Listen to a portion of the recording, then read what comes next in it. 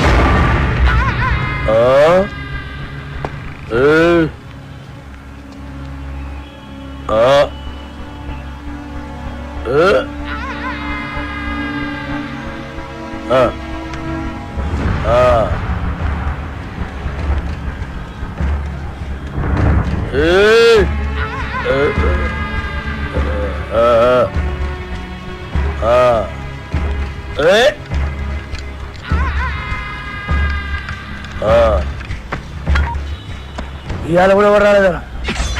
ఎవరు రాలేదురా? అదే నేను లేపే నీకు ఎవరు రాలే. నన్ను లేపనీకి రాకపోతే నీకు డిసప్పాయింట్మెంట్ ఏందిరా? అరే నిన్ను లేపే నీకు ఎవరు రాకుండా నా డ్యూటీ ఎందుకన్నా? నేనేమన్నా బేకారీగా అన్నావులాగన్నా?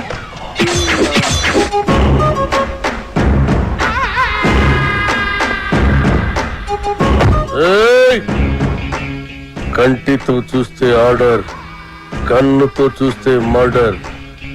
ఇది శ్రీశైలం స్టైల్.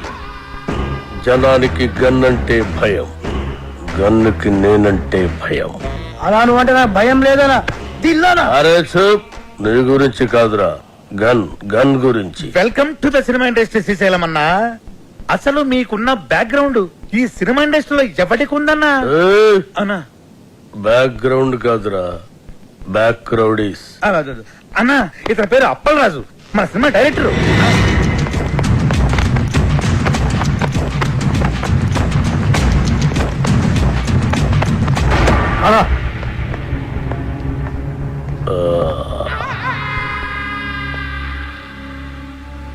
మొదటి సినిమా ఎలా కనిపెట్టావన్నా?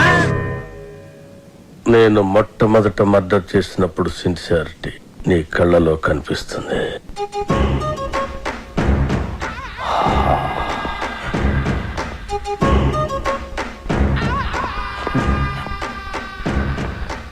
నా 4వ మర్డర్ సినిమాల్లో చేసిన. అది 5వదనా? 4వది బర్త్డే పార్టీలో కూర్చేసినావు.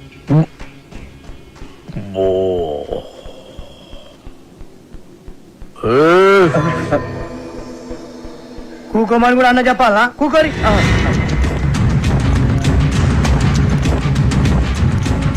థియేటర్లో నా దుష్మన్ గాడిని లేపేసిన తర్వాత టైం పాస్ కోసం మిగతా సినిమా చూసిన.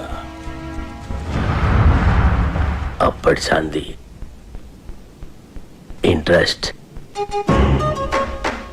ఇంకో విషయం, మన సినిమాలో కత్తులు, గన్నులు, రౌడీలు, బాంబులు ఎవరిని రెంట్కి తెచ్చుకోవాల్సిన పని లేదు.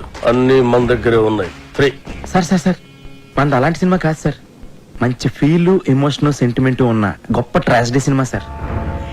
కన్ను తడిస్తే సెంటిమెంట్, దెబ్బ తగిలితే ఆయింట్మెంట్. అబ్బా అబ్బా అబ్బా! అన్నా శ్రీశైలం అన్న సూపర్ అన్నా. అన్నట్టు ఇదిగో శ్రీశైలం అన్న పాటలు బ్రహ్మాండంగా రాశారు తెలుసా నీకు? ఏంటి ఆలోచిస్తున్నావు? మన సినిమాలో పాటలన్నీ అనంత రాయితేనేగా. రాయిద్దామంటే కాంపైని కొడతా. అన్న ఫైనాన్స్ చేసేదే పాటలు రాయనికి. అన్న ఆర్డర్ ఇది గుర్తేస్తా.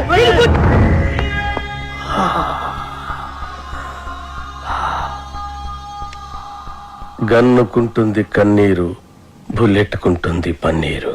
వా అన్నా వా వా! అన్నా, శ్రీశైలం అన్నా, నీలాంటి ఒక మహాకవి మా సినిమాకి ఫైనాన్స్ అవ్వడం నిజంగా మా అదృష్టం అన్నా. ఏం పర్వాలేదు, అవును మన అదృష్టం.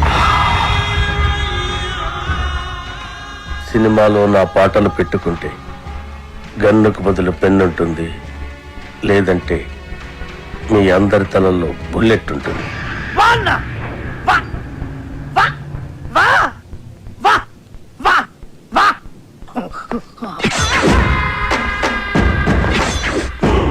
ఆ శ్రీశైలం గారి క్రిమినల్ అండి. వాడు నా నాయకి పాటలు రాయడం ఏంటండి? వాల్మీకి కూడా ఒకప్పుడు క్రిమినలే. రామాయణం రాయలే. వాల్మీకి పోలిక పురాణాలను అవమానించుకో. గుల్జర్ కూడా ఒకప్పుడు జేబు దొంగే.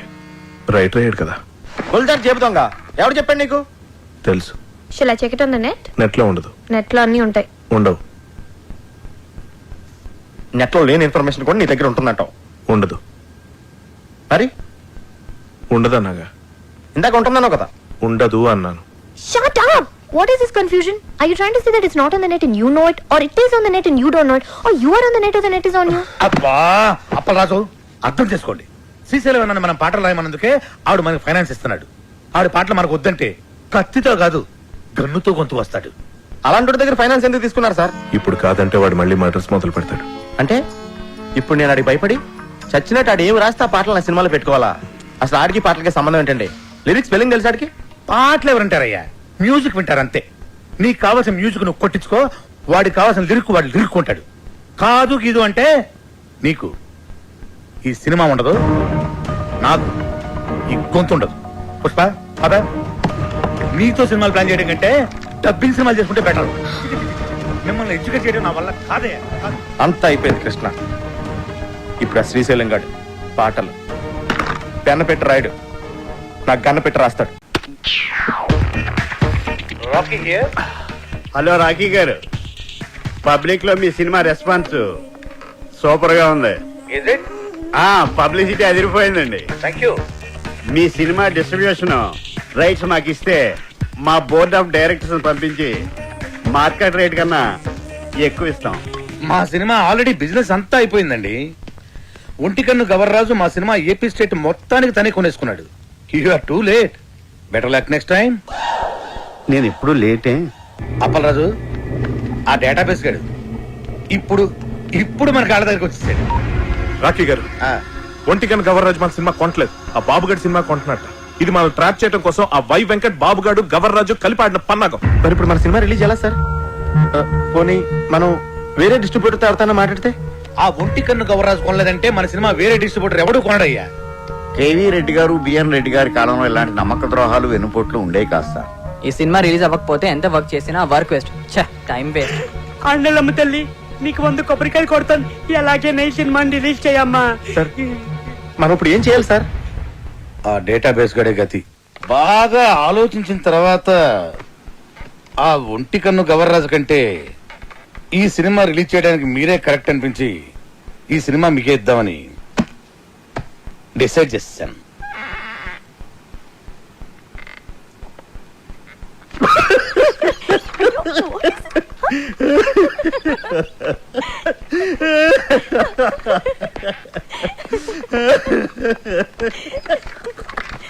ఏంటండి నవ్వుతారు? చెప్పండి సార్. అరే నవ్వుతారేంటండి? ఒంటికన్ను గవర్రాజు మీ సినిమా కొనకుండా చెక్అవుట్ అయిపోయాడని ముందే మాకు ఇన్ఫర్మేషన్ వచ్చింది.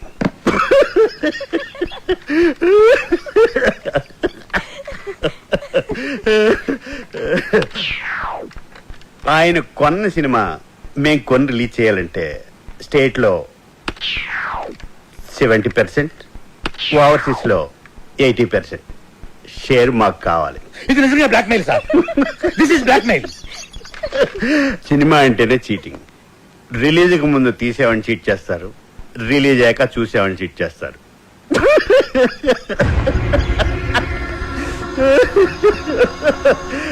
సరే, అది పక్కన పెట్టండి. మేం తప్ప మీ సినిమాని ఎవ్వరూ రిలీజ్ చేయలేరు. మా బోర్డ్ ఆఫ్ డైరెక్టర్స్ వచ్చి మీ సినిమాని ఫ్రీగా ఇస్తేనే రిలీజ్ చేస్తామని ఓ మాట చెప్పకముందే మీరు డెసిషన్కి వచ్చి రేట్ చెప్పండి. సార్ సంక్రాంతికి మన సినిమా రిలీజ్ అవ్వాలంటే ఏదో ఒకటి చెప్పండి సార్. ఒప్పుకోండి సార్, ప్లీజ్ సార్. సార్ సంక్రాంతికి రిలీజ్ చేస్తే బాగుంటుందేమో అండి. సారీ సార్, సంక్రాంతి రిలీజ్ చేయలేం. సమ్మర్ హాలిడేస్కి ఓకే. సంక్రాంతి ప్రాబ్లం ఏంటి సార్?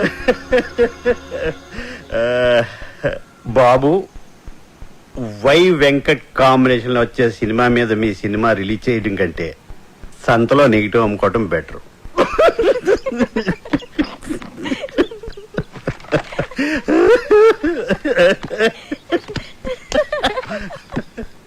నా సినిమా రిలీజ్ డేట్ ఫిక్స్ చేయడానికి డేటాబేస్ కడేవాడు. నేను ముందే చెప్పాను కదా మన సినిమా సంక్రాంతి రిలీజ్ చేయాలని. ఆడు తప్పితే మీకు వేరే డిస్ట్రిబ్యూటర్ దొరకలేదా? ఆ ఒంటికన్ను గవర్రాజు గారిని కాదని సినిమా కొనే ధైర్యం ఈ ఏపీ స్టేట్ లోనే ఎవరికీ లేదండి. అలాగా అయితే నా సినిమా నేనే కొంటా, నేనే రిలీజ్ చేస్తాను. ఇది నా ప్రెస్టీజ్ ఇష్యూ. ఎట్టి పరిస్థితుల్లో సినిమా సంక్రాంతికి రిలీజ్ అవ్వాల్సిందే. లేకపోతే ఆ బాబుగాడి సినిమాకి భయపడి పారిపోయానని చెప్పి నా ఫ్యాన్స్ కోపం వస్తుంది. సమస్యే లేదు, సినిమా రిలీజ్ చేస్తా. ఓం నమః శివాయ. వావ్, బాగుంది, చాలా బాగుంది. ఆ కేటీ గారు సినిమా రిలీజ్ చేస్తాడు. మీ డైరెక్షన్, మీ డిస్ట్రిబ్యూషన్, మీ మీడియా ఏమి పీకలేకపోయింది. ఆ సినిమా ఆపాలి. ఎలా ఎలా Tell me how! Damn it! అప్పట్లో సినిమా నెగిటివ్ ని తగలెట్టేస్తే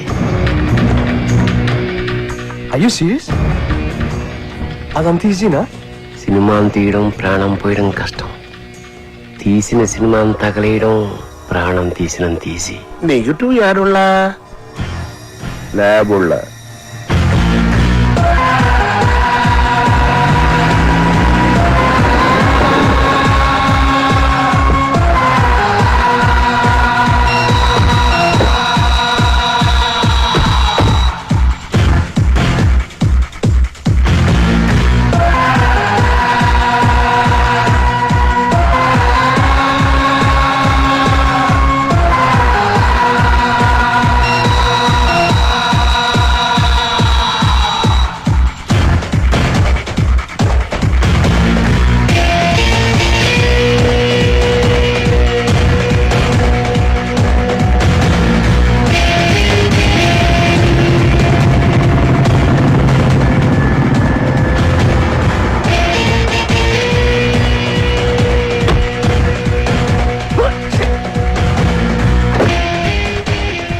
అన్నొచ్చారా? అలాగే వచ్చేసారు. అన్న నమస్కారం. నమస్కారం అన్న. రింగ్ రోడ్డు కాడ పాట చూపిస్తారన్నావని మా వాళ్ళని తీసుకొచ్చి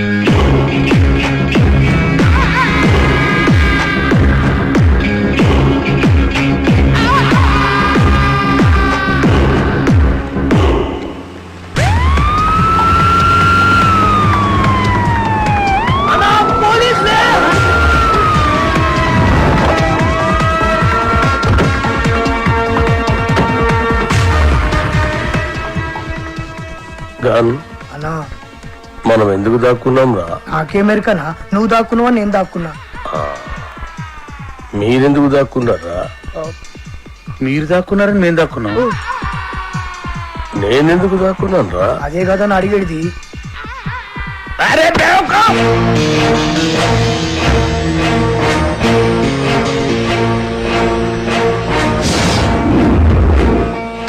అందరూ వచ్చారు. రింగ్ రోడ్ సాంగ్ త్వరగా వచ్చేయండి.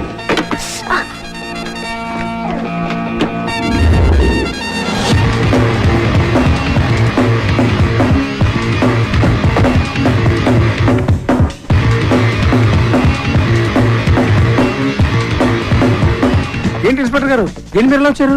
గోండాలనే సినిమా తీస్తున్నారని గోండాల కోపం వచ్చి ఆ నెగిటివ్ తగలబెట్టేస్తామని బెదిరింపు కాల్సి వస్తే చెక్ చేయడానికి వచ్చాం. సాంగ్ దొరికింది ఆండలమ్మ తల్లి.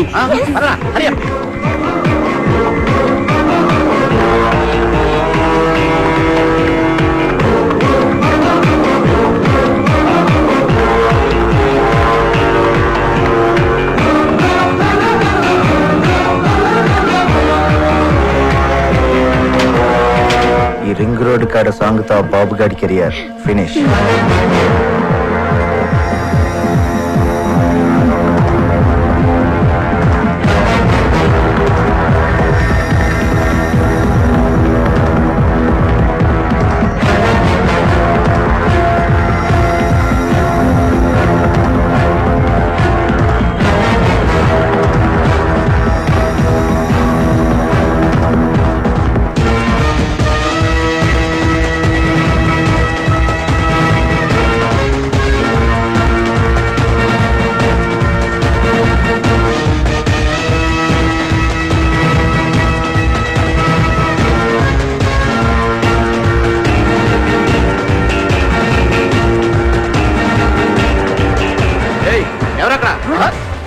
పోలీసులు.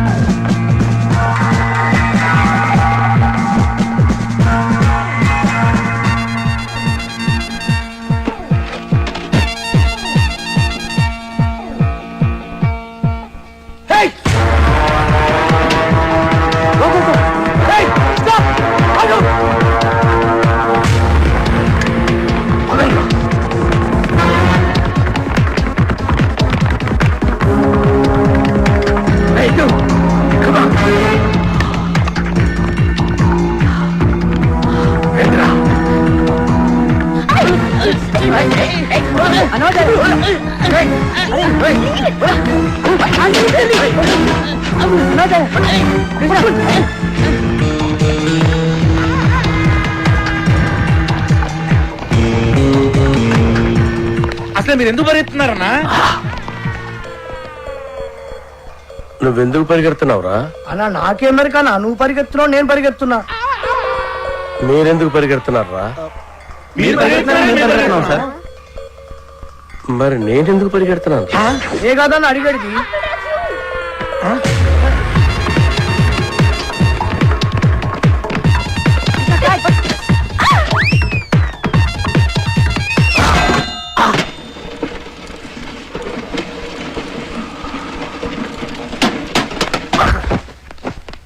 అన్నా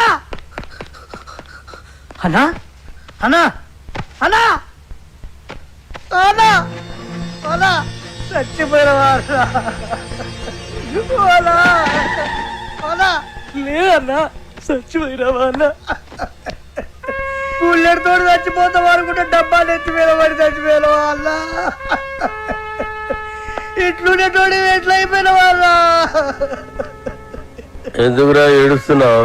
నువ్వు చచ్చిపోయినావు కదా నా దగ్గర ఏడుస్తున్నానా? నేనెక్కడ చూశాను రా? అదే కదా నా అడిగేది. అల్లా అల్లా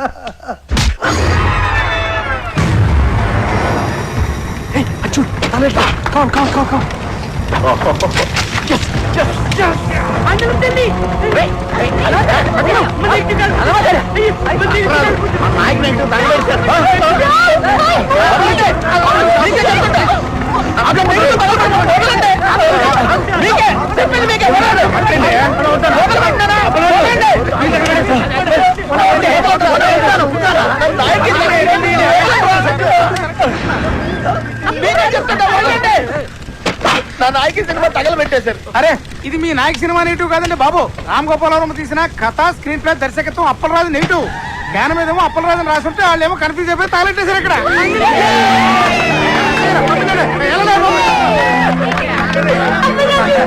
సినిమా ఇది తగలెట్టింది నాయకి సినిమా కదా అప్పల్ రాజు అని వేరే సినిమానా ఓ బ్లడీ షిట్ ఏంటి కొంచెం కూడా బుద్ధి లేదా సరిగ్గా చూసుకోవచ్చుగా కదా స్క్రీన్ ప్లే దర్శకత్వం అప్పల్ రాజు రాసుంటే ఎవరి సినిమాలో ఎందుకు అనుకుంటాం?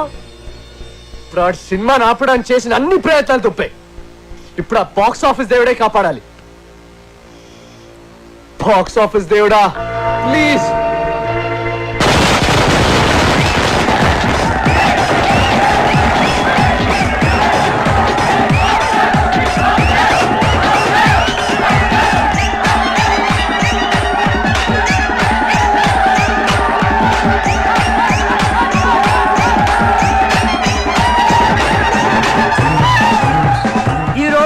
రెండు పెద్ద సినిమాలు బాక్స్ ఆఫీస్ ముందు పోటీ పడ్డాయి. అందులో ఒకటి బాబులకే బాబు అయిన బాబు గారు ప్రముఖ దర్శకుడు వై వెంకట కాంబినేషన్ లో వచ్చిన ప్రాణం తీస్తా, మరొకటి కేటి కనిష్కల క్రేజీ కాంబినేషన్ లో కొత్త దర్శకుడు అప్పల్ రాజు దర్శకత్వంలో వచ్చిన నాయకి. మరి రెండు సినిమాల భవిష్యత్తు ఏ విధంగా ఉండబోతుంది అనేది మరి కొద్దిసేపట్లో మనం తెలుసుకోబోతున్నాం. ఈ రెండు సినిమాల గురించి ముందుగా క్రిటిక్స్ ఒపీనియన్స్ తెలుసుకుందాం. బాబు గారు వై వెంకట్ల కాంబినేషన్ లో వచ్చిన ప్రాణం తీస్తా సినిమా సూపర్ డూపర్ హిట్. ఇది వరకున్న బాక్స్ ఆఫీస్ రికార్డులన్నింటినీ ఈ సినిమా బద్దలు కొట్టే పరిస్థితి కనిపిస్తోంది. ఈ సినిమాలో బాబు గారు తల వెంట్రుకతో 900 మంది నరికి చంపే ఎపిసోడ్ ఈ సినిమాకి హైలైట్. కమర్షియల్ సినిమాలకే ఇదొక ట్రెండ్ సెట్టింగ్ సినిమా. ఈ సినిమాకి 4 స్టార్స్ ఇస్తాను. వై వెంకట్ గారి డైరెక్షన్, బాబు గారి నటన నెక్స్ట్ జనరేషన్ కూడా డామినేట్ చేస్తాయి. నేను ఈ సినిమాకి 4.5 స్టార్స్ ఇస్తున్నాను. ఇకపై తెలుగు సినిమా చరిత్రని బిఫోర్ ప్రాణం తీస్తా, ఆఫ్టర్ ప్రాణం తీస్తాగా డివైడ్ చేయొచ్చు. ఈ సినిమాకి నేను 5 స్టార్స్ ఇస్తాను. ఇవి కూడా సరిపోవు, కానీ ఇవ్వడానికి నా దగ్గర అంతకు మించి స్టార్స్ లేవు. Thank you sir. ప్రాణం తీస్తా సినిమా గురించి మీ ఒపీనియన్స్ తెలియజేసినందుకు. మరి నాయకిని ఎవరైనా సినిమా అంటే అది సినిమా అన్న పదానికే అవమానం. కెమెరా కనిపెట్టినప్పటి నుంచి ప్రపంచంలో ఏ లాంగ్వేజ్ లోని ఇంత చెత్త సినిమా రాలేదు. ఈ సినిమాని డైరెక్టర్ ఎందుకు తీశాడో, ఇంత చెత్త సినిమాలో కనిష్క, కేటీ లాంటి స్టార్స్ ఎందుకు యాక్ట్ చేశారో మనకు అర్థం కాదు. నాయకి సినిమా చూస్తున్నంత సేపు తలనొప్పి. జండుబాంబ్ కంపెనీ వాళ్ళు తమ సేల్స్ పెంచుకోవడానికి చేసిన కుట్రలో భాగమే ఈ సినిమా అని నా ఫీలింగ్. ఈ సినిమాలో హీరో ఓ సిచ్యువేషన్ లో ఆత్మహత్య చేసుకుని చచ్చిపోతే బాగుంటుంది అనిపిస్తుంది. కానీ అంతలోనే హీరో ఐటెం గారితో కలిసి పాట పాడుతూ ఉంటాడు. అబ్బే లాజిక్ లేదు. ఈ సినిమాలో రెహమాన్ శర్మ చేసిన పాటల కంటే ట్రైన్ లో అడుక్కునే పాటలు బాగుంటాయి. ఎవడో శ్రీశైలం అంట, వాడు రాసిన లిరిక్స్ కి అర్థం వాడికన్నా అర్థం అవుతుందో లేదో. ఒక పల్లవి లేదు, ఒక చరణం లేదు. అసలు లిరిక్స్ నాయకి అని పేరు పెట్టినందుకు శ్రీజాతికి అవమానం. కేటీకి విలన్ వేషాలు వేసుకోవాల్సిందే. సినిమాని ఎలా తీయకూడదు అనే దానికి ఎగ్జాంపుల్ గా ఈ నాయకి సినిమాని ఫిల్మ్ ఇన్స్టిట్యూట్ కోర్సుల్లో పెట్టే అవకాశం ఉంది. ఈ సినిమాని టికెట్ లేకుండా ఫ్రీగా షో చూపించిన జనం థియేటర్ కి రారని ఒక అంచనా. ఈ సినిమా చూసిన వాళ్ళకి టైం వేస్ట్, తీసిన వాళ్ళకి డబ్బులు వేస్ట్, యాక్ట్ చేసిన వాళ్ళకి డేట్స్ వేస్ట్, టోటల్ గా ఈ డైరెక్టరే వేస్ట్. అప్పల్ రాజు తిరిగి అమలాపురం వెళ్ళిపోవడం తప్ప వేరే దారే లేదు. నా రేటింగ్ 1.5. నేను 1 స్టార్ ఇస్తాను. నేను 1/2 స్టార్ ఇస్తాను. నేను ఈ సినిమాకు స్టార్స్ ఇవ్వను.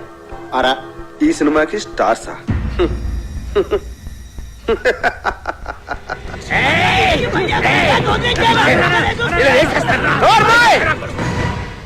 వాళ్ళు మాట్లాడిన దాంట్లో తప్పే ఉంది. నీ పాటలు వాళ్ళు చెప్పిన దానికంటే పరమ చెత్త. అన్న పాటలంతా అవరా బాట. ఏంట్రా నా పాటలే బాగలే ఉంటావురా? నాకు దిమాగ్ ఖరాబ్ అయిందంటే చంపేస్తాను నా కొడక. ఓకే, నీ ముఖానికి పాటలు కావాలరా? చెత్త చెత్త చేస్తావు నా సినిమాని. రై లే, నువ్వు నీ ముఖానికి నువ్వు హీరో. ఐటమ్ సాంగ్ వద్దురా మగదా నెత్తి నోరు కొట్టుకుని చెప్తున్నా వినకుండా పెట్టించావు. చూడు ఇప్పుడు ఏం జరిగిందో. అదిగా చెప్పరాజు. సెక్స్ సినిమాలు తీసుకునే నువ్వు నా నాయకిని కూనీ చేయడానికే పుట్టావురా. నీకు తోగ్గాడు ఉంటాడు, ఆడెక్కడా? రాయ్ ఇలా రా. ఈడో పెద్ద క్రియేటర్ లా పోజు పెట్టి అడ్డమైన సలహాలు నాకు చెప్పి నన్ను ప్రతి విషయంలోనూ కాంప్రమైజ్ చేయించి అసలు నా సినిమాలో ఏవైతే ఉండకూడదని నేను అనుకున్నానో అవన్నీ పెట్టించి అసలు నేను అనుకున్న కథ ఏంటి, తయారైన సినిమా ఏంటి? కథ విషయంలో ఏ లెట్టద్దు అన్నాను. ట్రాజడీ సినిమాలో ఐటమ్ సాంగ్స్ వద్దు అన్నాను. హీరో సూసైడ్ చేసుకోవాలి అన్నాను. హీరోయిన్ కి మేకప్ వద్దు, మోడర్న్ కాస్ట్యూమ్స్ పనికిరావు అన్నాను. కొత్త బట్టలు కావాలని దీని అమ్మ. రాయ్, ఈ రౌడీ గాడు పాటలు రాయడం ఏంటి అన్నాను. అసలు ఆ రింగ్ టోన్ రెహమాన్ గాడు మ్యూజిక్ డైరెక్టరే కాదన్నాను. వెళ్ళా నేను అమలాపురం రంపా థియేటర్లో సినిమా చూస్తున్నప్పుడు అసలు ఏమనుకున్నాను, ఏం చేయడానికి ఇక్కడికి వచ్చాను, మీరంతా కలిసి నాతో ఏం చేయించారు? ఎవడికి నచ్చినట్టు ఆడి మార్చేసి, ఎవడికి ఇష్టం వచ్చింది ఆడి పెట్టేసి నా నాయకిని సర్వనాశనం చేశారు. నాశనం చేశారు.